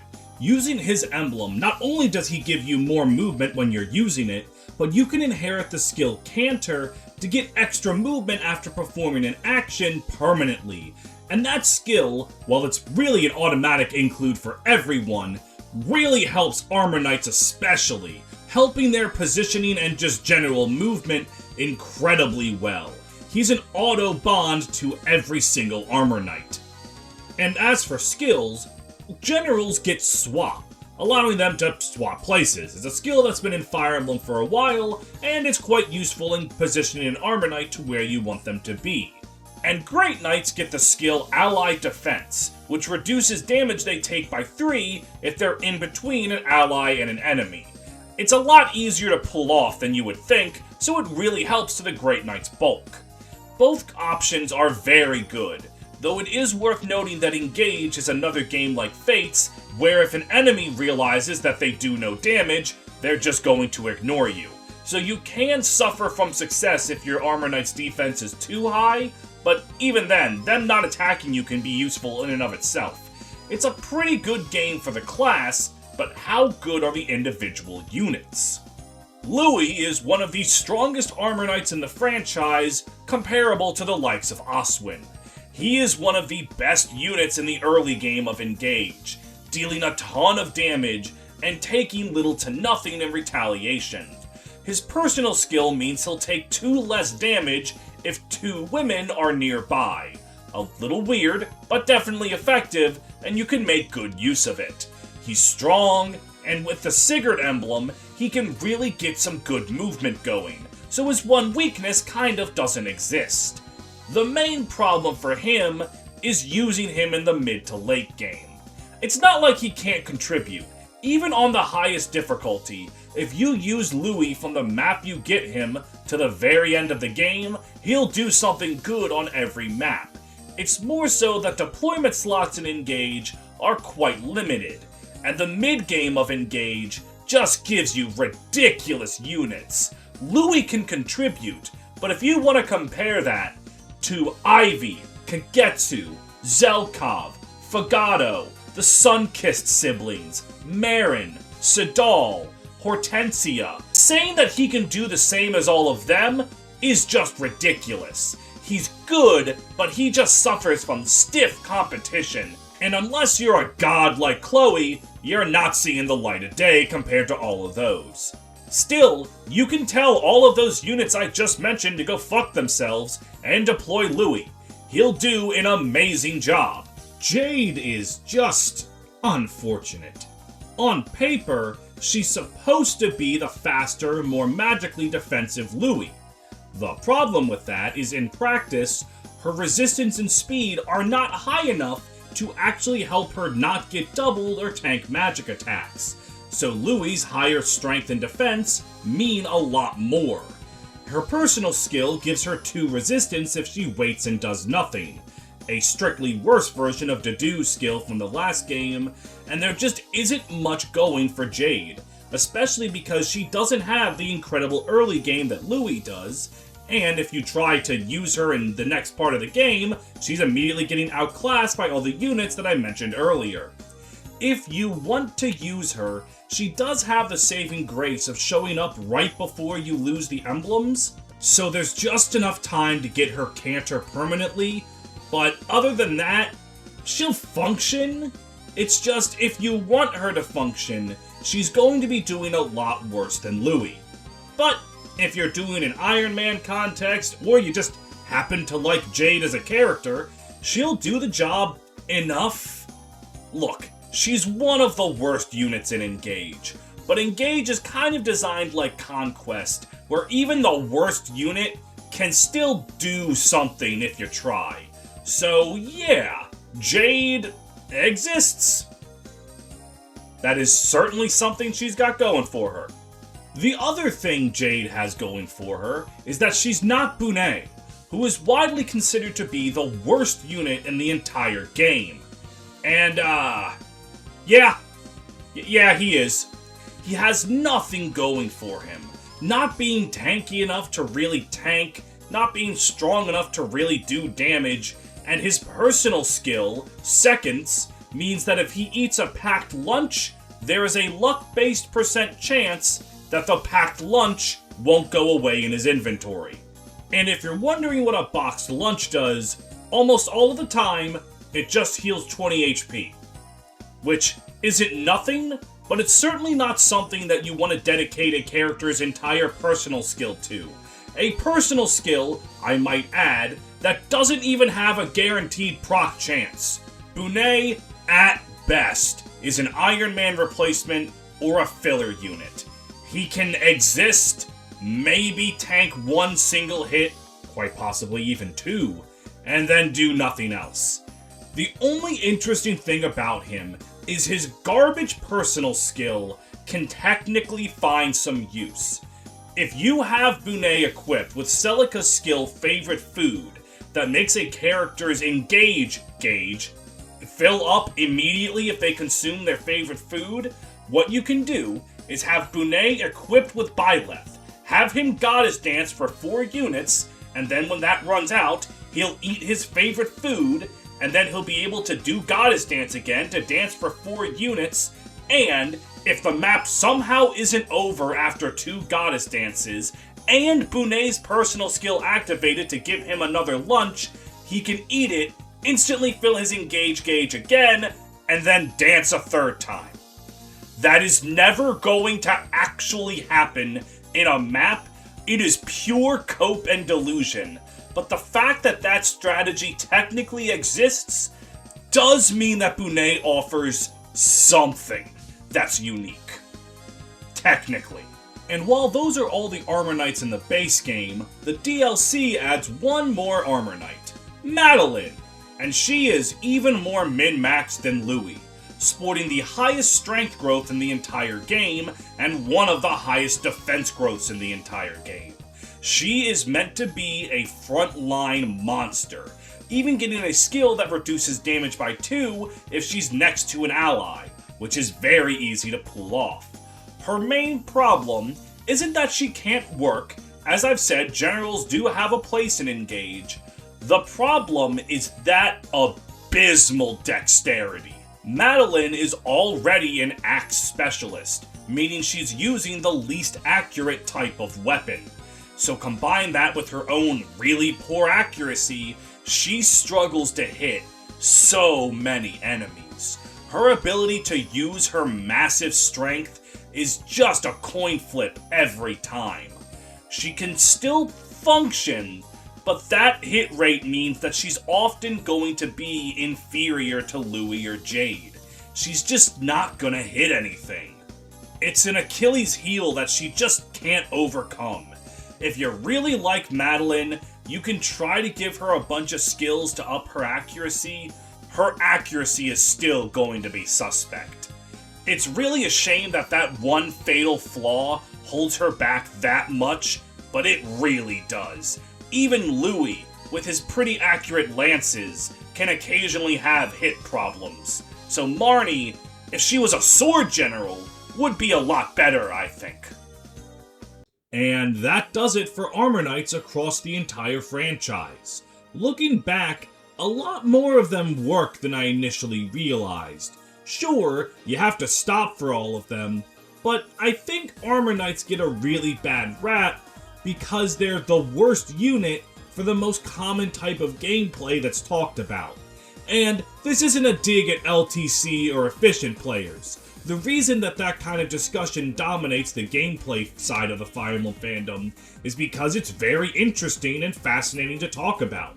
Talking about casual gameplay is basically boiled down to, hey, did you know if you give Amelia experience and stat boosters, she's really good? Yeah!